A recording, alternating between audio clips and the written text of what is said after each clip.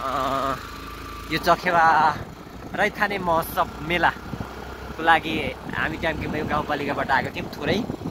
सँगसँगै तपाईँले अहिले देखिरहनु भएको छ ट्याम्केबाट भोजपुर र खोटाङको सिमानामा रहेको एउटा गेट छ।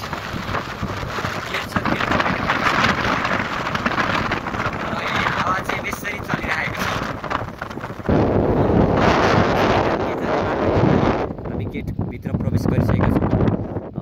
भोजपुरतिर यो चाहिँ मुन्दुम ट्रेल जाने बाटो, यो चाहिँ मुन्दुम ट्रेल जाने बाटो। र अब तपाईँहरूले देख्न सक्नुहुनेछ यहाँ चाहिँ आज चाहिँ विशेष गरी आज यहाँको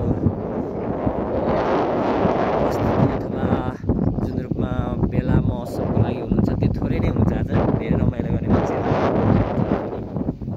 देख्न सक्नुहुन्छ है। सायद मुन्दुम ट्रेल जानु पर्यो भने चाहिँ यहाँबाट जाने। यो मात्र टावर देखेको छ। हामी अहिले चाहिँ भोजपुर जिल्ला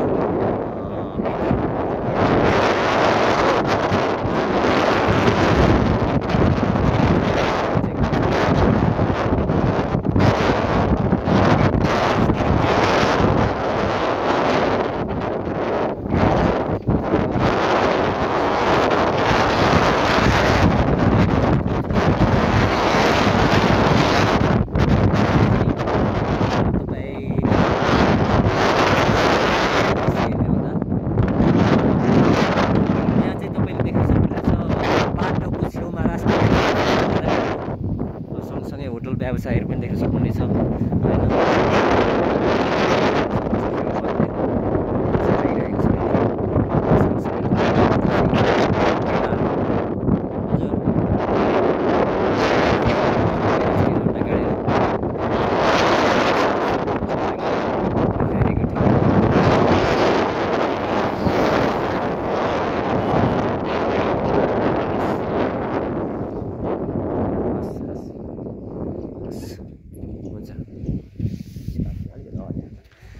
हस्, तपाईँहरूले चाहिँ अहिले देख्न सक्नुहुन्छ चखेवा भन्ज्याङ।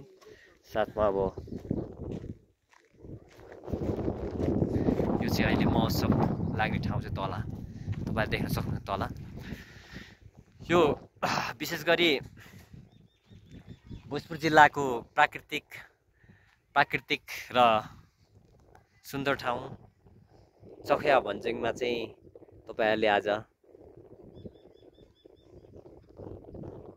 एकदमै रमाइलो ठाउँहरू मध्येको गन्तव्य मध्येको एक गन्तव्य, सयौं गन्तव्य मध्येको एक गन्तव्य जहाँ चाहिँ अहिले राष्ट्रिय झन्डा फरफराइरहेको छ तपाईँ देख्न सक्नुहुनेछ। र यहाँ चाहिँ आज रैथाने महोत्सव मेला हैन, रैथाने महोत्सव मेला। Hello hello hello hello hello hello. र म पनि आजको दिन चाहिँ सँगसँगै यसो हेर्नको लागि र यहाँ चाहिँ भ्रमण गर्नको लागि आइरहेको छु।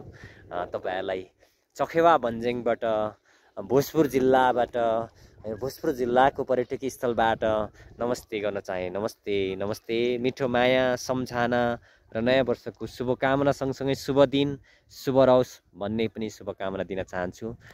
तपाईहरुले देख्न सक्नुहुनेछ अब यो धरतीमा मान्छेको जिन्दगी भइसकेपछि स्वाभाविक रूपमा प्राकृतिक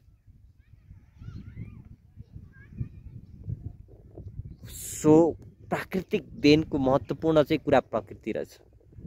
प्रकृति पनि अत्यन्तै सुन्दर रमणीय स्थान जहाँ चाहिँ चिसो हावापानी, स्वच्छ हावापानी, सफा हावापानी, जसको कारणले चाहिँ यो ठाउँमा घुम्न आउँदा तपाईहरुको स्वास्थ्य, शारीरिक स्वास्थ्य, मानसिक स्वास्थ्य, मनको सोचाइ बुझाइ भावना सँगसँगै यहाँ पाइने खानेकुराहरू चाहिँ लोकल उत्पादन, लोकल खानेकुरा चाहिँ यो विशेष गरी तल्लो भेगबाट जुन देखिराख्नु भएको छ तपाईले अन्नपूर्ण, तेल्पा, नागी, खावा र सँगसँगै भोजपुर सदरमुकामबाट चाहिँ यहाँ चाहिँ ल्याउने र लाने क्रम चाहिँ हुन्छ।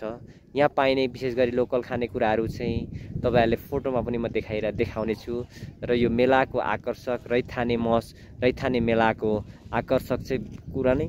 आकर्षकको कुरा नै रैथाने भन्ने बित्तिकै रहिरहने, थाने भनेको यो ठाउँको उत्पादन भएको चिजहरू जेसुकै होस्, ढिँडो पिठो सिस्नु साग हैन, यहाँको लोकल कुखुरा आलु पिँडालु जे छन् यहाँका उत्पादन भएका चिजहरू, अर्ग्यानिक चिजहरू तपाईँहरूले चाहिँ खाएर आफ्नो स्वास्थ्यमा राम्रो र स्वास्थ्य जीवन जिउनको लागि महत्त्वपूर्ण टेवा पुर्याउँछ भन्दै बिदा माग्न चाहे। नमस्ते, जय भोजपुर, नमस्ते भोजपुर, जय ट्याम्के मयौं गाउँपालिका, नमस्ते ट्याम्के मयौं गाउँपालिका।